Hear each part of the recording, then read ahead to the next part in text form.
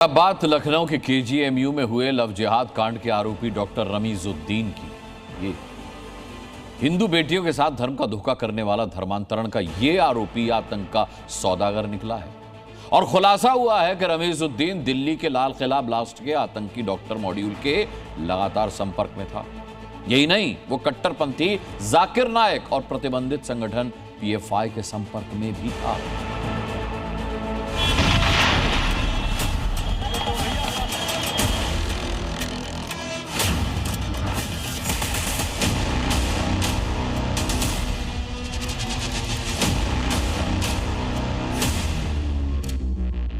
लखनऊ के सबसे बड़े मेडिकल कॉलेज की चौहार दीवारी के भीतर लव जिहाद से शुरू हुई कहानी के तार अब 10 नवंबर को दिल्ली में हुए लाल किला ब्लास्ट से भी जुड़ते दिख रहे हैं।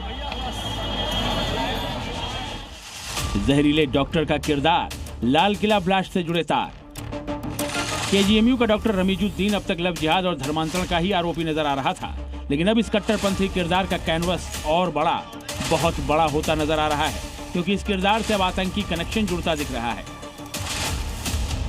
लव जिहाद के आरोपी डॉक्टर रमीजुद्दीन के तार दिल्ली ब्लास्ट से जुड़ रहे हैं। वो इसलिए क्योंकि रमीजुद्दीन दिल्ली ब्लास्ट के आरोपी डॉक्टर शाहीन के संपर्क में था। सूत्रों के मुताबिक पूछताछ में डॉक्टर रमीज ने कबूल किया है कि वो लाल किला ब्लास्ट से जुड़े डॉक्टरों के आतंकी मॉड्यूल से जुड़ा हुआ था। केजीएमयू धर्मांतरण मामले में एक बड़ा खुलासा सामने आया है। दरअसल गिरफ्तार आरोपी डॉक्टर रमीज की दिल्ली ब्लास्ट की आरोपी डॉक्टर शाहीना के साथ कनेक्शन सामने आया है। अब जांच एजेंसियां टेरर एंगल से डॉक्टर रमीज की भूमिका की जांच कर रहे हैं। ऐसे में बड़ा सवाल ये खड़ा होता है कि क्या लाल किला ब्लास्ट की साजिश में डॉक्टर रमीज भी शामिल था? डॉक्टर रमीज के लाल किला ब्लास्ट से कनेक्शन को मजबूती देता है उसका डॉक्टर शाहीन के भाई डॉक्टर परवेज के साथ कनेक्शन। वो डॉक्टर परवेज जो लाल किला ब्लास्ट केस में गिरफ्तार होकर अभी जेल की हवा खा रहा है।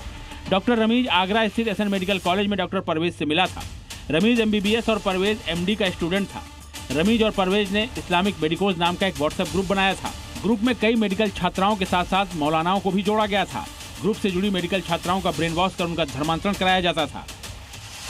डॉक्टर परवेज के जरिए ही डॉक्टर रमीज डॉक्टर शाहीन के संपर्क में आया था। अब जांच एजेंसियां इन तीनों के लिंक वाले पुख्ता सबूत खंगाल रही हैं। इसी बीच डॉक्टर रमीज के मोबाइल से जांच एजेंसियों को कई और अहम सुराग हाथ लगे हैं, जो इशारा कर रहे हैं कि लखनऊ के ईरा मेडिकल कॉलेज में भी रमीज ने धर्मांतरण का नेटवर्क फैला रखा था। रमीजुद्दीन के तार कट्टरपंथी इस्लामिक उपदेशक जाकिर नाइक से भी जुड़ रहे हैं। डॉक्टर रमीज जाकिर नाइक के कार्यक्रमों में कई बार शामिल हुआ था। यही नहीं, डॉक्टर रमीजुद्दीन प्रतिबंधित संगठन पीएफआई के संपर्क में भी था। यानी डॉक्टर रमीजुद्दीन न सिर्फ लव जिहाद और धर्मांतरण का खेल खेल रहा था, बल्कि जाकिर नाइक और पीएफआई जैसे संगठनों से जुड़कर कट्टरपंथ का जहर भी फैला रहा था, क्योंकि न तो जाकिर नाइक की करतूतें किसी से छिपी हैं और न ही पीएफआई के इरादों से कोई अनजान है। डॉक्टर रमीज मलिक का एरा कनेक्शन भी निकलकर सामने आया है। उसके करीबी संबंध रहे एरा मेडिकल कॉलेज के कुछ छात्रों से।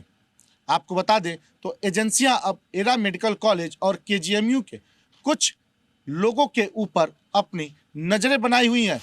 पुलिस की जांच में यह भी पता चला है कि सपा शासनकाल में केजीएमयू के जिम को इबादतगाह बना दिया गया था, जहां कई बार मौलानाओं ने भी तकरीरें की थी।